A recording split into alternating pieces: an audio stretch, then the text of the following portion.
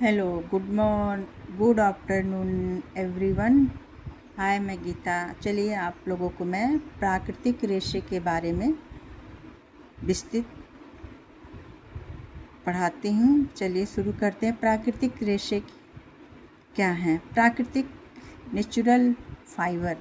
प्राकृतिक रेशे वे सभी रेशे जो प्रकृति में उपस्थित किसी भी स्रोत से प्राप्त होते हैं उन्हें हम प्राकृतिक रेशे कहते हैं या कहलाते हैं। उसे नेचुरल फाइबर कहते हैं। प्राकृतिक रेशे 3 प्रकार से विभाजित किए जाते हैं। पहला होता है वनस्पति रेशे, वेजिटेटिव फाइबर। वनस्पति रेशे वह रेशे जो वनस्पति जगत से प्राप्त होते हैं वनस्पतिक रेशे कहलाते हैं। इन रेशों की मौलिक संरचना सेल्यूलोज ही होती है। सेल्यूलोज में कार्बन C, हाइड्रोजन H तथा ऑक्सीजन O होता है। इसका रासायनिक संगठन CH6H10O5 होता है। अब आते हैं वनस्पति रेशे 2 होते हैं। बीज वाले रेशे, सीड फाइबर।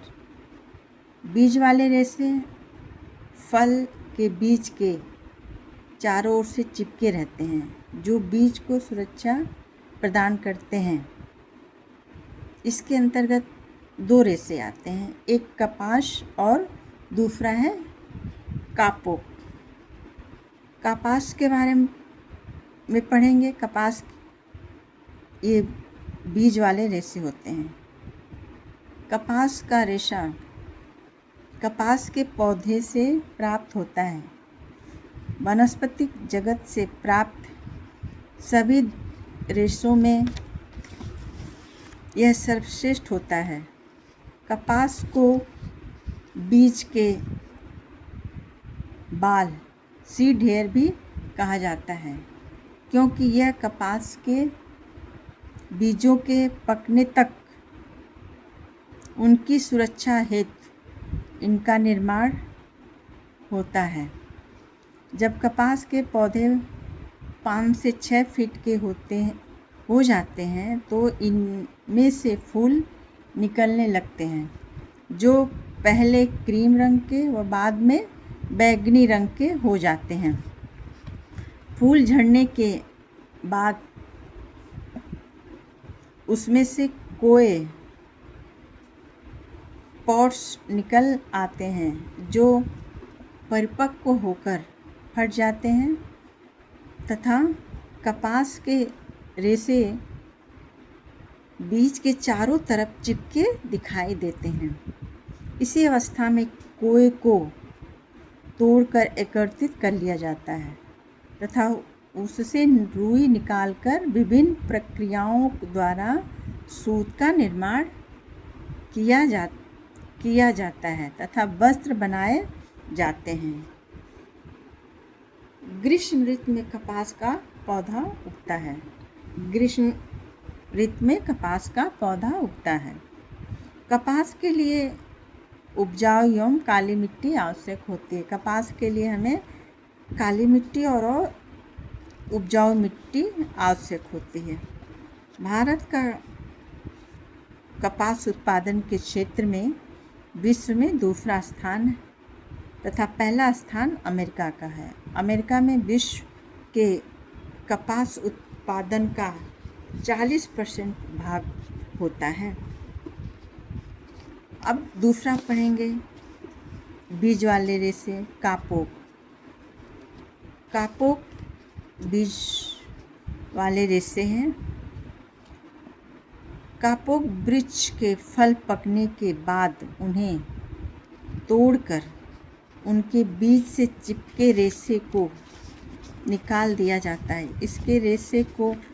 इसके रेशे कपास से ज़्यादा उच्च कोटि के होते हैं। कापोक के जो रेशे होते हैं ये कपास से ज़्यादा उच्च कोट के होते हैं, लेकिन इनमें ऐंठन का अभाव होता है, जिसके कारण इससे धागे नहीं बन सकते। इनसे सिर्फ क्या बनाया जाता है, चटाई बनाया जाता है तथा जीवन रक्षक पेटियां बनाई जाती हैं।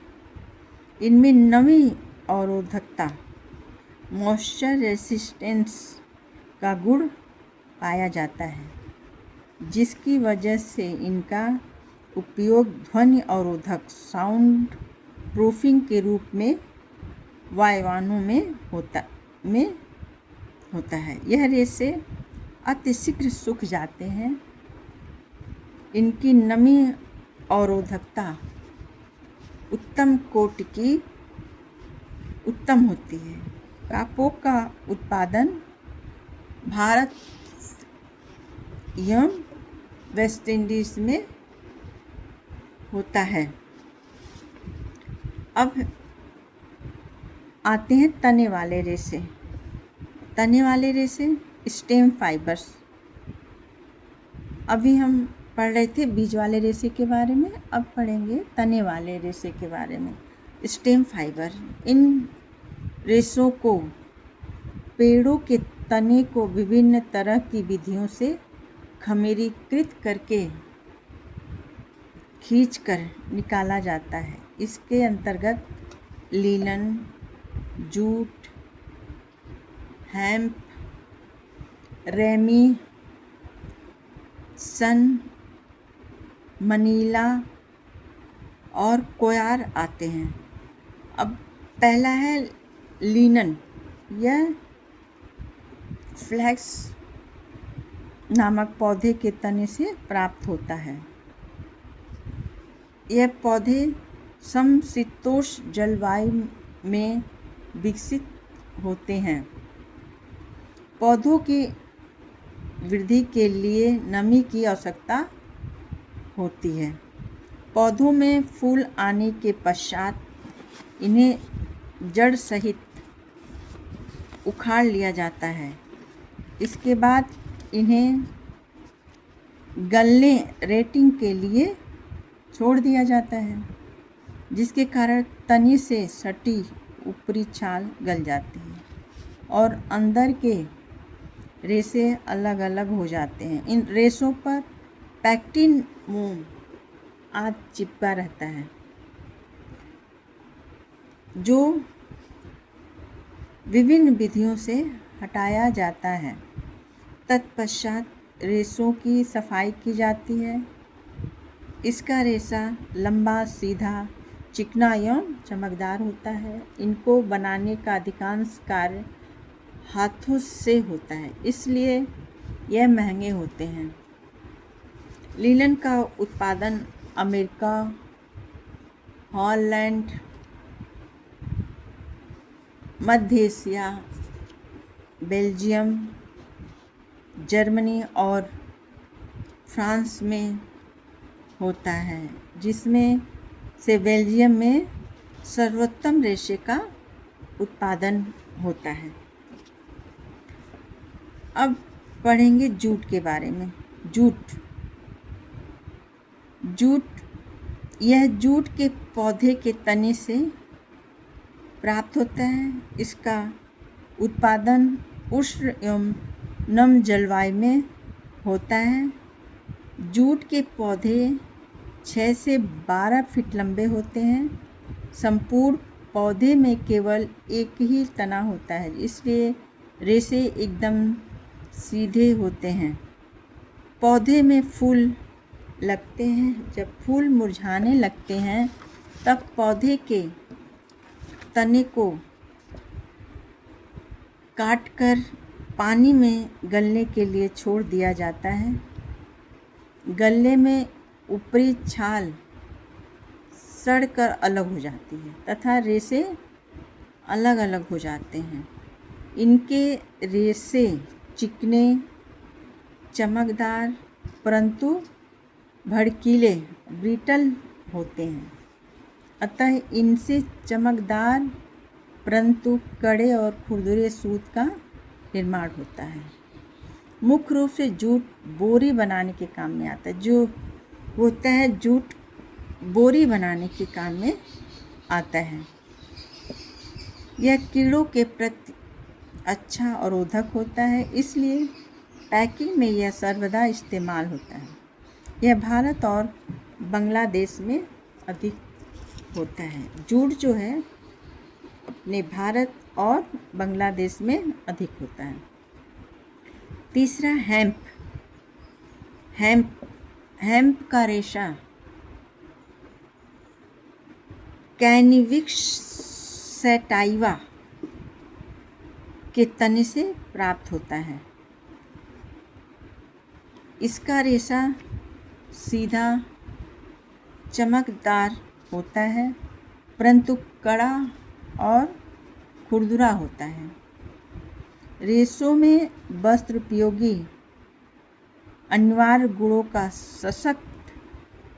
सख्त अभाव होता है, इसलिए इनसे वस्त्र नहीं बनाए जाते। हेम्प के रेशों से वस्त्र नहीं बनाए जाते। हेम्प का प्रयोग कागज़ बनाने में सबसे ज़्यादा प्रयोग होता है। हेम्प का प्रयोग सबसे ज़्यादा किसमें प्रयोग करते हैं? कागज़ बनाने में प्रयोग होता है। हेम्प का उत्पादन भारत, रूस, चीन, वेस्ट इंडीज़ तथा मनीला में होता है।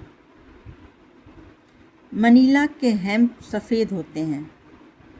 मनीला के हेम्प क्या होते हैं? सफ़ेद होते हैं, जबकि प्राय हेम्प के रेशों का रंग काला होता है। सिर्फ मनीला के हेम्प सफ़ेद होते हैं, उसके अलावा और सारे रेशों का रंग हेम्प का काला होता है।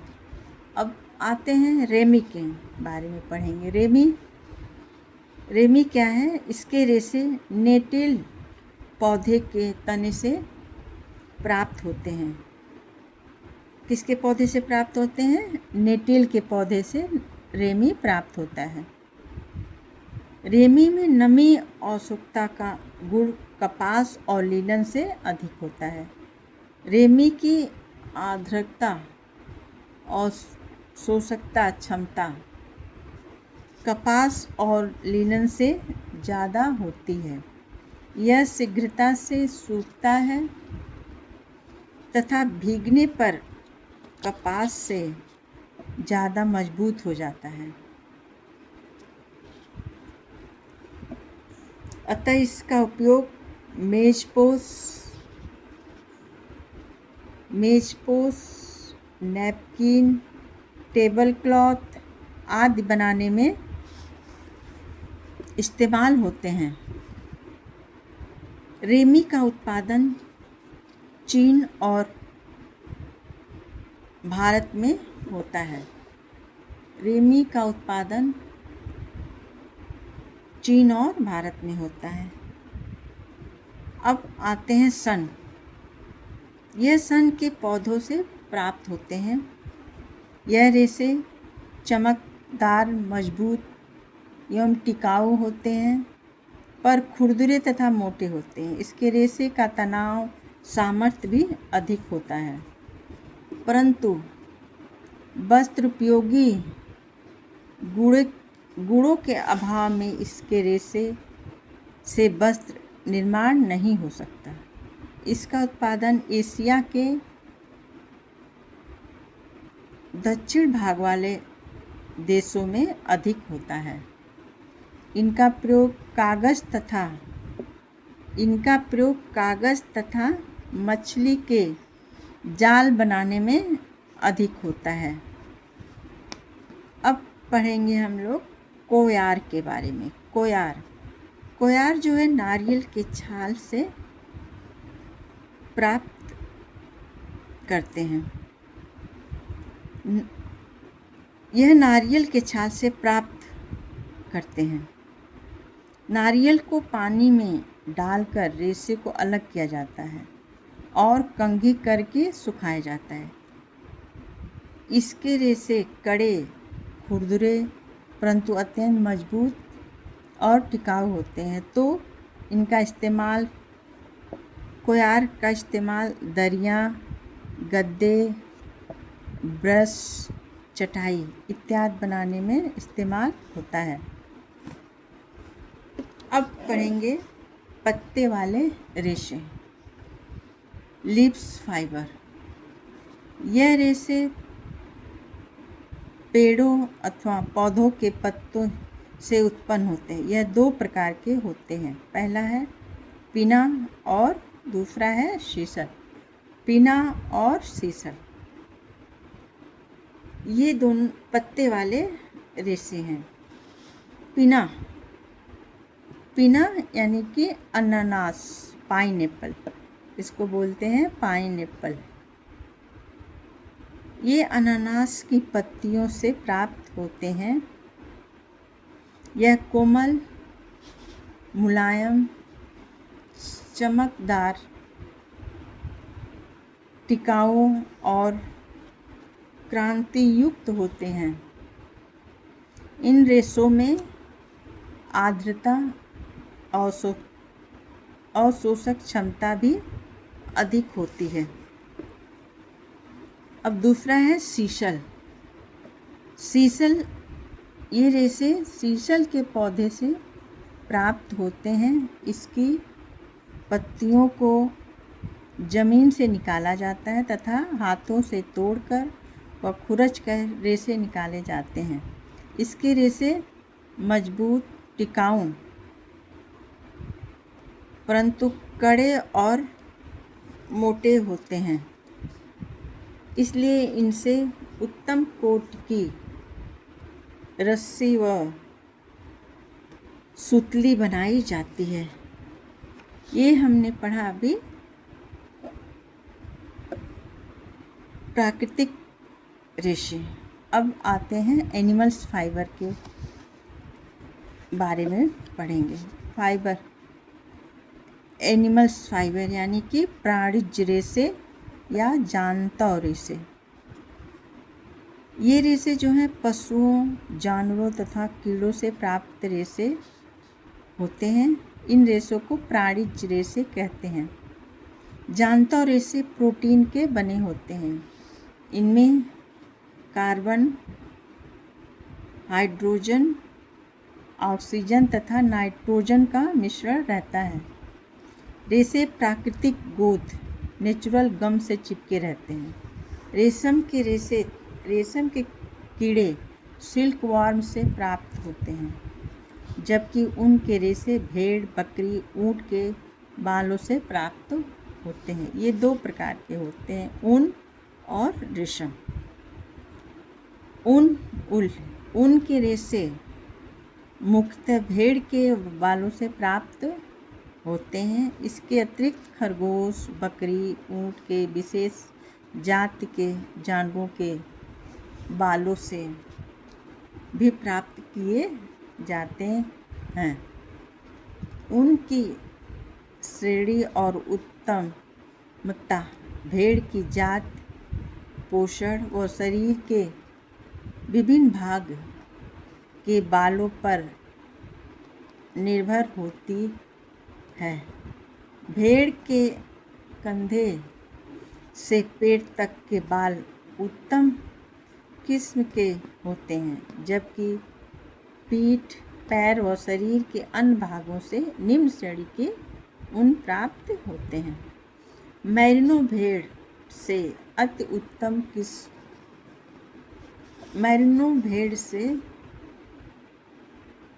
उत्तम किस्म के ऊन प्राप्त होते हैं। बस इतना ही रहा। कल फिर मिलेंगे आप लोगों से नेक्स्ट वीडियो में। तब तक के लिए गुड बाय।